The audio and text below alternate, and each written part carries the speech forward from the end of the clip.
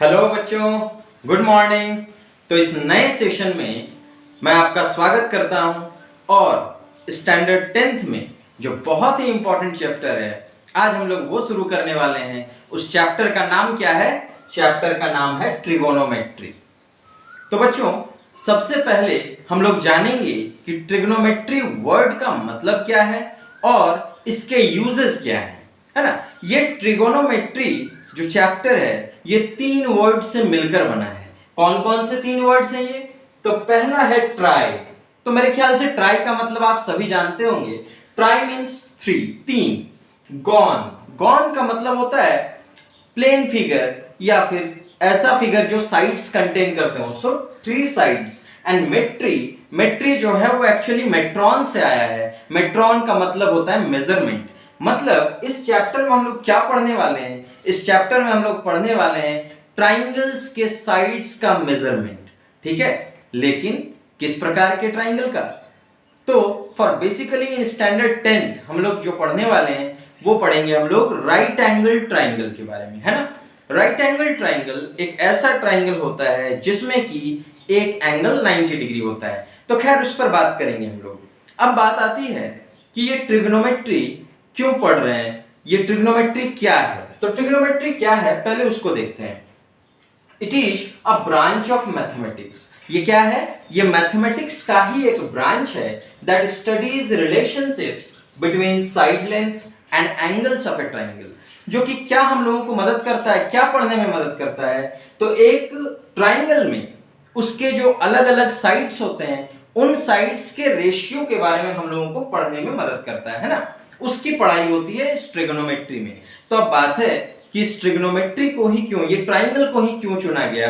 Trigonometry का practical application क्या है, ट्रिगोनोमेट्री के यूजेस क्या हैं? तो बच्चों इसके बहुत सारे यूजेस हैं। फॉर कंस्ट्रक्शन, ये जो हम लोग कंस्ट्रक्शन करते हैं, जो बड़े बड़े फील्ड्स होते हैं, है ना, उनका मेजरमेंट में ये बहुत काम आता है। स्पेस में, है ना, स्पेस में हम लोग देखते हैं ये जो फ्लाइट्स वगैरह टेक ऑफ करते हैं उसमें भी हम इसका जो है एप्लीकेशन होता है, यूज होता है। तो इसके बहुत सारे यूजेस जो हैं वो हम लोगों को देखने को मिलेंगे इस चैप्टर में, है ना।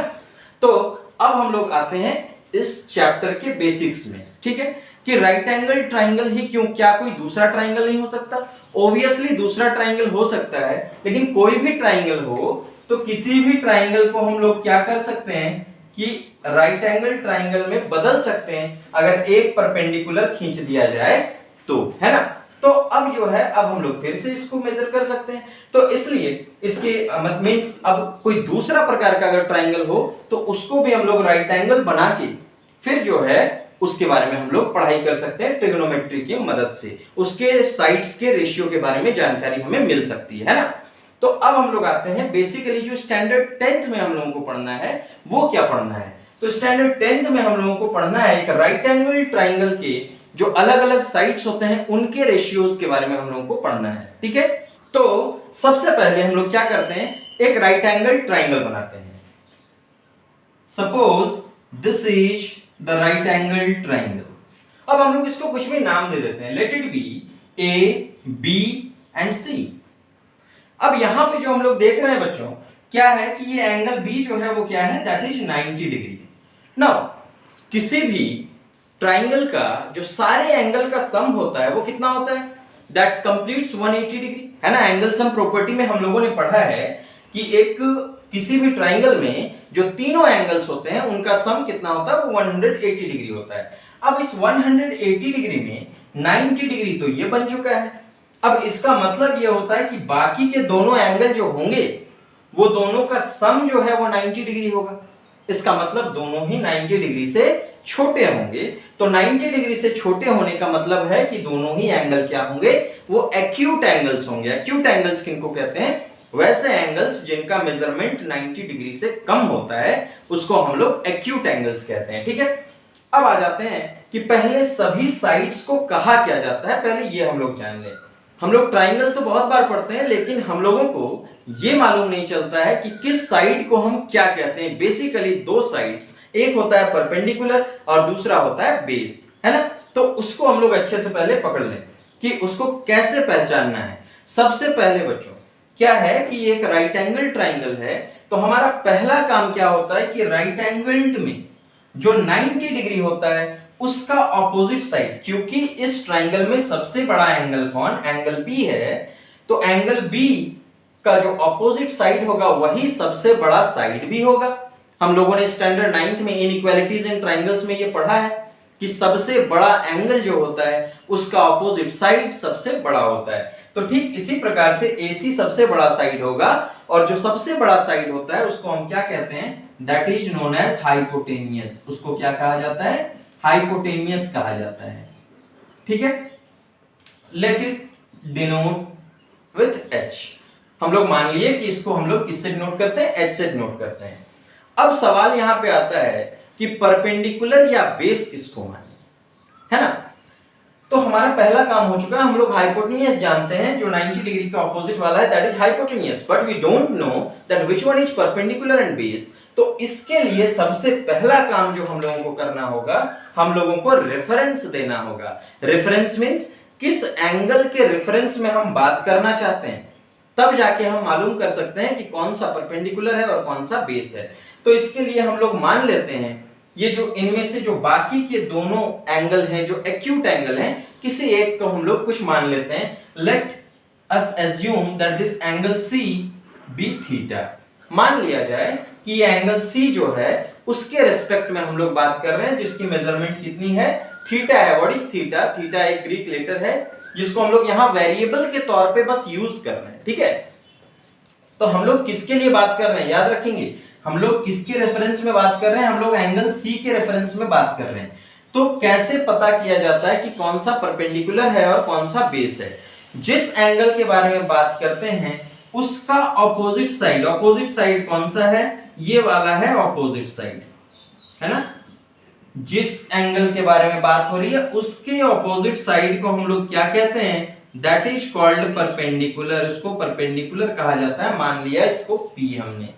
ठीक है, और जिस एंगल के बारे में बात की जा रही है वो एंगल जिस पर टिका हुआ है उसका जस्ट बगल वाला साइड जो है, जिसको हम एडजेसेंट साइड भी कह सकते हैं। क्या कहा जा सकता है इसको, एडजेसेंट साइड, एडजेसेंट साइड। तो इसको हम लोग क्या कहेंगे, this one is called as base. इसको बेस कहा जाता है। Let us denote with B। हम लोग मान लिए कि इसको क्या कहें, हम लोग B कहें। तो अब हम लोग कह सकते हैं कि एंगल C के रेस्पेक्ट में ट्राइंगल ABC में क्या कहेंगे, ट्राइंगल ABC में एंगल C के रिस्पेक्ट में परपेंडिकुलर कौन है, AB है, और एंगल C के रिस्पेक्ट में बेस कौन है, BC है। ठीक है, हाइपोटेनियस तो वही रहता है 90 डिग्री के ऑपोजिट वाला। अब जवाब जो है वो आपसे चाहिए कि अगर हम किसके बारे में बात करें, अगर हम A के बारे में बात करें, अगर हम A के रेस्पेक्ट में अगर हम इसी ट्राइंगल को ऐसे देखें, मान लिया जाए कि ये हमारा ट्राइंगल है A, B और C, है ना। अब इसमें ये 90 डिग्री है, तो अब हम बात करना चाहते हैं किसके रेस्पेक्ट में, एंगल A के रेस्पेक्ट में। तो A के रेस्पेक्ट में अगर हम बात करना चाहें कि कौन सा परपेंडिकुलर है, कौन सा बेस है, कौन सा हाइपोटेनियस है, तो कैसे पता करेंगे। तो आइए देखते हैं। सबसे पहले एंगल B के ऑपोजिट वाले साइड को हम लोग मान लेंगे। वो क्या है, जो एंगल B का ऑपोजिट वाला साइड, 90 डिग्री के ऑपोजिट वाला साइड, दैट इज हाइपोटेनियस। अब मैंने आपको क्या कहा था कि जिस एंगल के रेस्पेक्ट में बात की जाए, जिस एंगल के बारे में बात की जाए, उस एंगल का ऑपोजिट साइड, तो ये एंगल A है, एंगल A का ऑपोजिट साइड कौन सा है, दैट इज BC। तो BC हमारे लिए हो जाएगा, एंगल A के लिए BC क्या होगा, दैट विल बी परपेंडिकुलर, वो बन जाएगा P। और एंगल A जो है वो किस पर टिका हुआ है, वो साइड AB पर टिका हुआ है। मींस वो उसका एडजेसेंट साइड कौन सा है, AB जो है वो एडजेसेंट साइड है। तो इसलिए अब उसी ट्राइंगल में जब हम एंगल A से देखेंगे तो हमारे लिए AB जो है वो क्या हो जाएगा, वो बेस हो जाएगा। ठीक है, बात आ रही है समझ में। मेरे ख्याल से अब क्लियर हो जाना चाहिए कि हम लोग परपेंडिकुलर और बेस किस बात पे तय करते हैं। हम लोग इस बात पर तय करते हैं कि किस एंगल से उसको देखा जा रहा है। जब एंगल C से देखा जाए, है ना, जब एंगल C से देखा जाए तो इसके ऑपोजिट साइड को परपेंडिकुलर, ये हमारा AB परपेंडिकुलर हो जाएगा और BC जो है वो एडजेसेंट साइड है, सो वो बेस हो जाएगा, है ना। हाइपोटेन्यूज तो उसी को रहना है। अब आ जाते हैं जब एंगल A से देखना है ना, किससे देखना है, जब हम एंगल A से देखना चाहते हैं तो एंगल ए से देखने पर हमारे लिए ऑपोजिट साइड कौन सा हो रहा है, बी सी ऑपोजिट साइड हो रहा है। तो जो ऑपोजिट साइड होता है दैट इज परपेंडिकुलर, और जो एडजेसेंट साइड होता है वो क्या होता है, वो बेस होता है। तो अब मेरे ख्याल से आपको क्लियर हो गया होगा कि किसी ट्रायंगल में हम किस प्रकार से मालूम करें कि परपेंडिकुलर कौन है और बेस कौन है। ठीक है, अब जब हम लोगों को परपेंडिकुलर और बेस का पता चल जाए तो अब हम लोग क्या कर सकते हैं, अब हम आसानी से निकाल सकते हैं हमारे सारे रेशियोज जो ट्रिग्नोमेट्री में आते हैं। अब बात है ट्रिग्नोमेट्री में जो साइड्स और एंगल्स के साथ डील करते हैं हम, तो इनमें कुछ रेशियोज निकल के सामने आते हैं। उन रेशियोज को क्या कहा जाता है, those ratios are known as trigonometric ratios, और simply we can say T ratios. उनको क्या कहा जाता है, टी रेशियोज भी कहा जाता है। ठीक है, तो आइए देखते हैं ट्रिगोनोमेट्रिक रेशियोज किसको कहते हैं। ठीक है, ट्रिगोनोमेट्रिक रेशियोज, क्योंकि सबसे इंपॉर्टेंट अगर कुछ है इस चैप्टर में तो वही ट्रिगोनोमेट्रिक रेशियोज है। तो आइए देखते हैं ट्रिगोनोमेट्रिक रेशियो किसको कहा जाता है। ठीक है, तो हम लोग बात कर रहे थे ट्रिगोनोमेट्रिक रेशियोज के बारे में। तो आइए देखते हैं क्या होता है ये trigonometric ratios. The ratios of sides, the ratios of sides of A right triangle with respect to its acute angles are called trigonometric ratios और simply T ratios। ठीक है, तो क्या कहा जा रहा है बच्चों, यहाँ पे कहा जा रहा है the ratios of sides of A right triangle. किसकी बात हो रही है, जब भी स्टैंडर्ड 10th में बात की जाएगी तो स्टैंडर्ड 10th में हमेशा एक राइट ट्रायंगल के लिए ही बात की जाएगी। लेकिन क्या ये सिर्फ और सिर्फ राइट ट्रायंगल में ही एप्लीकेबल है, तो मैं बार बार कह रहा हूं कि ऐसी बात नहीं है कि ये सिर्फ और सिर्फ राइट ट्रायंगल। अभी बहुत सारे नाम आपको ऐसे मिलेंगे जो सर्कल्स में भी मिलते हैं। ठीक है, तो आइए देखते हैं। तो इसलिए फिलहाल के लिए मैं बात कर रहा हूं, स्टैंडर्ड 10th के लिए बात कर रहा हूं। स्टैंडर्ड 10th के लिए आप मान लीजिएगा कि ये एक राइट ट्रायंगल के लिए ही है और उसके एक्यूट एंगल्स के लिए ही बात की जा रही है। So let this be the triangle ABC। मान लिया गया कि ये हमारा ट्रायंगल है, राइट ट्रायंगल AB और C। तो यहां पे क्या कहा जा रहा है, the ratios of sides means इन साइड्स के रेशियोज को, है ना, किसके रेस्पेक्ट में, with respect to its acute angles. So who are the acute angles, either angle C is the acute angle और angle A is the acute angle. ये दोनों ही एक्यूट एंगल हैं क्योंकि ये तो राइट एंगल है ना। अभी अभी बात किया था हमने कि इनमें से, इन दोनों में से क्या होगा कि चूंकि एंगल सम प्रॉपर्टी से हम जानते हैं तीनों का सम 180 डिग्री होता है और उसमें से ये 90 डिग्री है, तो बाकी दोनों का सम 90 डिग्री है। Hence each of them is less than 90 degree. इसके लिए हर दोनों में से दोनों ही एंगल 90 डिग्री से कम हैं तो वो एक्यूट एंगल हो जाएंगे। तो आइए अब देखते हैं, अभी अभी मैंने आपको सिखाया कि किस प्रकार से आप जज करेंगे कि कौन परपेंडिकुलर है और कौन बेस है। So with respect to suppose the angle C, जिस C को हमने क्या माना था, मान लिया था कि उस C का मेजरमेंट कितना है, दैट इज थीटा। कितना मान लिया था हमने, थीटा। तो अब इस थीटा के लिए, है ना, इस एंगल C के लिए, इस थीटा के लिए हमारे लिए हाइपोटेन्यूस कौन है। अब आइए, hypotenuse is always the side opposite to right angle. 90 degree के ऑपोजिट वाला क्या कहलाता है, हाइपोटेन्यूस। सो इसको हमने H से डिनोट कर दिया। जिस एंगल के बारे में बात की जा रही है उसका ऑपोजिट साइड हमेशा क्या कहलाता है, परपेंडिकुलर। सो इसको P से डिनोट कर दिया। और जो साइड होता है, जिस एंगल के बारे में बात की जाती है, वो एंगल किस साइड के बगल में हो, किस साइड पर टिका हुआ हो, उसको कहा जाता है बेस, दैट इज B। ठीक है, तो अब बात है कि वो कौन से ट्रिगोनोमेट्रिक रेशियोज हैं जिनके बारे में बात करनी है। तो आइए आज हम लोग सिर्फ जानेंगे उन बेसिक रेशियोज को। ठीक है, so what are those ratios, वो रेशियोज आखिर कौन से हैं। तो आइए उनके नाम पहले जानते हैं और उनके नाम को पहचानते हैं। उसको याद भी रखना है क्योंकि इसी पर पूरा चैप्टर टिका हुआ है। So first of all the first ratio, जो पहला रेशियो है हमारा, इसमें हम लोगों को टोटल 6 रेशियो मिलते हैं, जिसमें कि पहला रेशियो जो है वो कौन सा है, दैट इज साइन रेशियो, है ना, साइन रेशियो कहते हैं इसको। दूसरा रेशियो जो है वो क्या कहा जाता है, दैट इज कोसाइन रेशियो। क्या कहेंगे इसे, कोसाइन रेशियो। तीसरा रेशियो, थर्ड रेशियो जो है वो क्या कहा जाएगा, टेंजेंट रेशियो, टेंजेंट रेशियो, ठीक है। चौथा सेकेंट रेशियो, सेकेंट रेशियो। पांचवा जो है वो क्या है, वो है कोसेकेंट रेशियो। और छठा क्या है, वो है कोटेंजेंट रेशियो, कोटेंजेंट रेशियो, ठीक है। ये हो गए आपके 6 रेशियो के नाम। इन नामों को अच्छे से आप अपने कॉपी में लिख लेंगे, ये उनका पूरा नाम है। लेकिन जब हम लोग बनाना इसको शुरू करेंगे, जब रेगुलर ट्रिग्नोमेट्री में हम लोग काम करेंगे, तो फिर ये रेशियो इस तरह से नहीं लिखा जाएगा, इनका एब्रिविएटेड फॉर्म लिखा जाएगा, है ना, इनका छोटा नाम लिखा जाएगा। मींस कैसे छोटा नाम लिखा जाएगा? ये साइन जो है, इस साइन को हम लोग एब्रिविएट करके बना देंगे, बस ये SIN, है ना, साइन, साइन रेशियो बोलेंगे हम लोग, साइन रेशियो ही। ये कोसाइन जो है वो बन जाएगा कॉस रेशियो। क्या कहलाएगा वो? Cos ratio. ये टेंजेंट, मैंने अभी अभी कहा था ना कि कुछ टर्म्स ऐसे आएंगे जो आपको सर्कल में मिलते थे, टेंजेंट आपको सर्कल में मिलते हैं, है ना। आगे चल के फ्यूचर में आप पढ़ेंगे कि ये ट्रिग्नोमेट्री जो है that is relevant to circle, वो सर्कल के साथ रिलेवेंट होता है ना।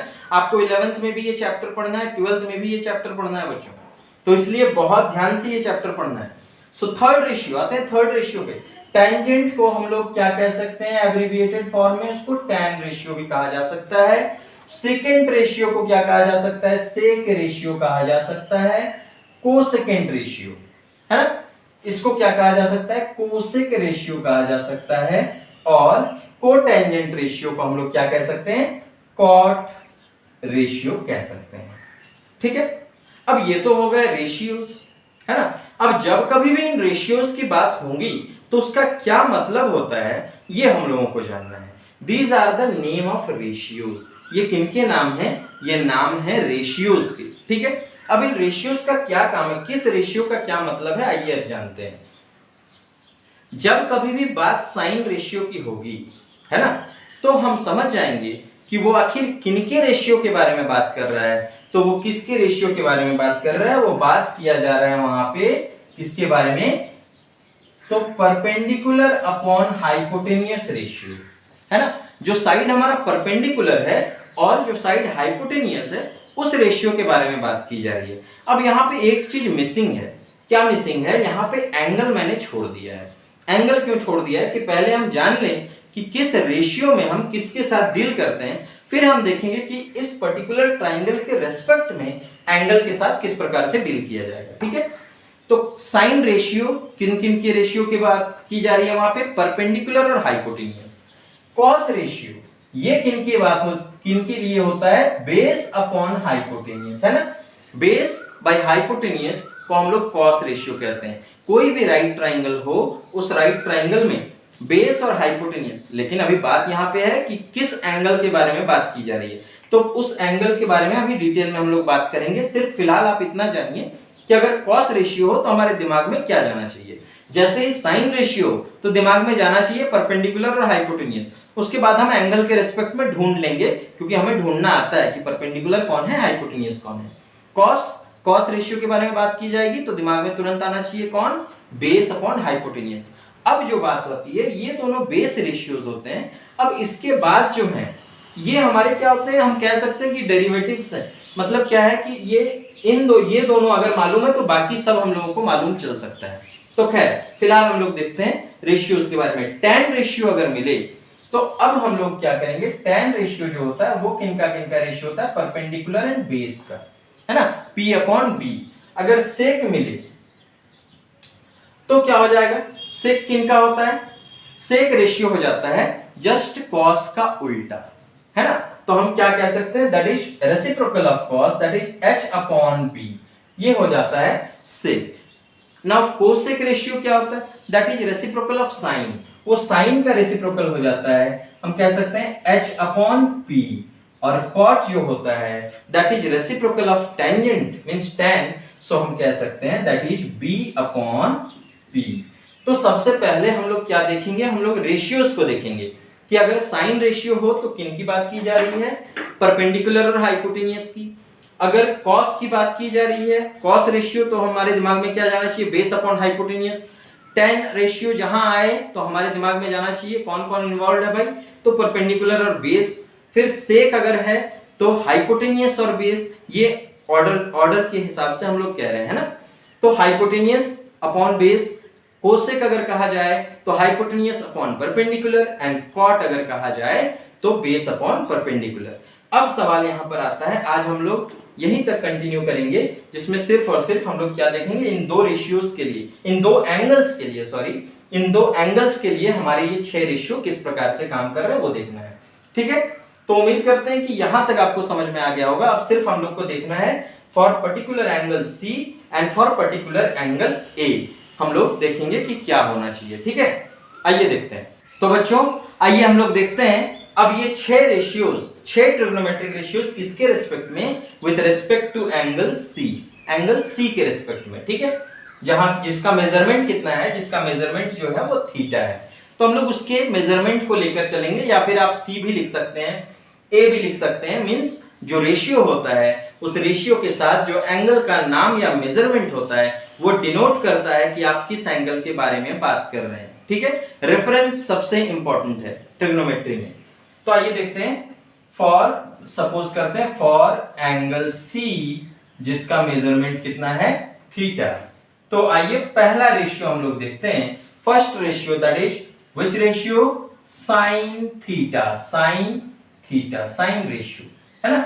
तो इस थीटा के रिस्पेक्ट में हमको क्या ढूंढना है, साइन रेशियो ढूंढना है। ठीक है, तो थीटा के रिस्पेक्ट में, एंगल C के रिस्पेक्ट में हमारे लिए पहले तो दिमाग में जाना चाहिए क्या, कि साइन रेशियो मतलब क्या है, that is perpendicular upon hypotenuse. P upon क्या होना चाहिए, हाइपोटेनियस होना चाहिए।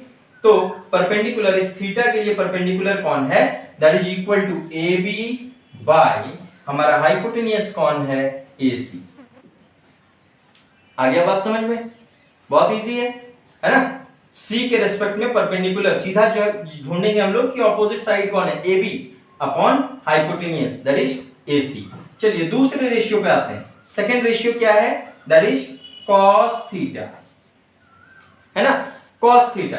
तो cos थीटा क्या होता है, that is B upon H, means base upon hypotenuse. तो इस थीटा के लिए बेस कौन है, क्या बताए थे, बेस कौन होता है, जिसमें वो टिका हुआ होता है, जो एडजेसेंट होता है। सो BC पर वो टिका हुआ है, हेंस दैट इज BC, और हाइपोटेनियस तो मालूम ही है, AC। तीसरा क्या होता है, दैट इज tan रेशियो। तो tan theta with respect to theta, tan क्या होगा, तो हम लोग क्या जानते हैं, tan रेशियो क्या होता है, परपेंडिकुलर अपॉन बेस। तो थीटा के लिए परपेंडिकुलर कौन है, ये वाला परपेंडिकुलर, और बेस कौन है, ये वाला। तो हम क्या कह सकते हैं कि P upon B, this means AB by BC, है ना, AB बाय BC हो गया। अब आ जाते हैं किस पे, चौथे रेशियो पे, जिसको हम लोगों ने क्या कहा था, सेक थीटा। सेक थीटा क्या बताया गया था, वो क्या होता है, दैट इज, जैसे ही सेक कहा जाए तो हमारे दिमाग में आ जाना चाहिए, that is H by B। वो क्या होता है, H by B, hypotenuse upon base. तो हाइपोटेनियस चाहे कोई भी थीटा रहे, कोई भी एंगल के बारे में बात करें, हाइपोटेनियस तो सेम रहता है। So that is AC by, अब क्या है, बेस। तो एंगल थीटा है, यहाँ पे एंगल देखना है, थीटा के रिस्पेक्ट में बेस कौन है, BC। सो अब बच्चों यहां से हम लोग थोड़ा सा रिलेट कर सकते हैं कि एक्चुअली सेक थीटा जो है वो cos थीटा का ही रेसिप्रोकल है। आप देख सकते हैं BC बाय AC था, यहाँ AC बाय BC हो गया। ठीक है, पांचवें रेशियो पे आते हैं। पांचवा रेशियो हमारा क्या होता है, that is cosec theta. Cosec theta क्या होता है, that is H upon P, वो H अपॉन P होता है। यहाँ पे हम लोग देख रहे थे sine theta P upon H था, तो कोसेक थीटा कितना मिला है, H अपॉन P। इसका मतलब दोनों रेसिप्रोकल हैं एक दूसरे के। तो अब आ जाते हैं हम लोग इस ट्राइंगल के रिस्पेक्ट में, हाइपोटेनियस कौन है, that is equal to AC, और थीटा के रिस्पेक्ट में हमारा परपेंडिकुलर कौन है, दैट इज AB। तो हम लोग देख सकते हैं AB बाय AC, और यहाँ पे रेसिप्रोकल हो गया AC by AB। And last is that is cot theta, है ना, cot रेशियो। cot रेशियो दिमाग में आते ही हम लोग क्या ढूंढेंगे, किसका किसका रेशियो होता है वो, that is B upon P, है ना, बेस अपॉन परपेंडिकुलर। तो अब बेस थीटा के रिस्पेक्ट में बेस कौन है, दैट इज BC, और परपेंडिकुलर कौन है, दैट इज AB, है ना। तो AB मिल गया हम लोगों को तो अब हम देख सकते हैं कि यहाँ पर भी tan theta AB upon BC था और cot थीटा क्या है, that is BC upon AB है।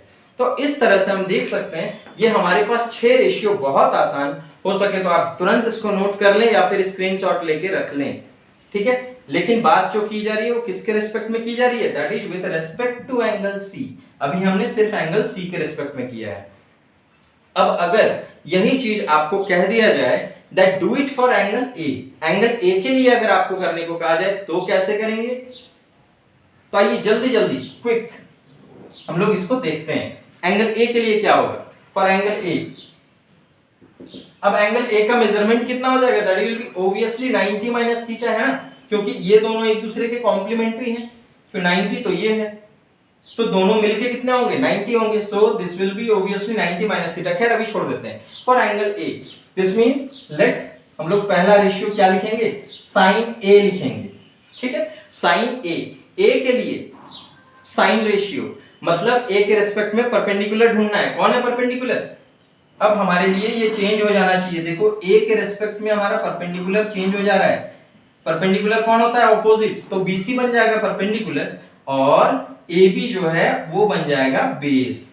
बात आ रही है समझ में। हाइपोटेन्यूज तो बदलता नहीं है, तो अब हम क्या कह सकते हैं, साइन A को हम लोग किस तरह से कह सकते हैं, that will be BC upon, है ना, perpendicular by hypotenuse, that is BC upon AC, ठीक है।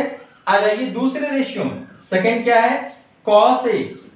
अगर cos A देखा जाए, cos क्या होता है, that is base upon hypotenuse, तो बेस इसके लिए कौन हो गया, A के लिए AB अपॉन AC, सो AB अपॉन AC।